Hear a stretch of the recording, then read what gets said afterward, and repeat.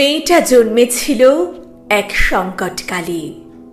সেদিন আকাশে না ছিল সূর্য, পাতালে না ছিল মাটি, মাঝে বাতাসটা শুধু ধুঁকছিল বিষণ্ণতায় একাকী।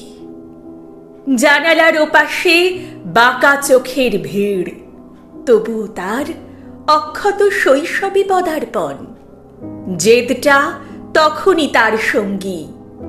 এই জেদ অজানাকে জানার, অচেনাকে চেনার। তাই জেদের কাছে ছেদও ছিল অসহায়। এভাবেই কয়েকটি বসন্ত পার। নিজের অজান্তেই সে আজ আলোর পথের দিশারি।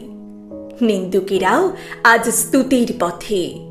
তবুও সে অবিরাম প্রমাণ করার লক্ষ্যে নিজের কাছে নিজেকে, প্রমাণ করার লক্ষ্যে নিজের কাছে নিজেকে।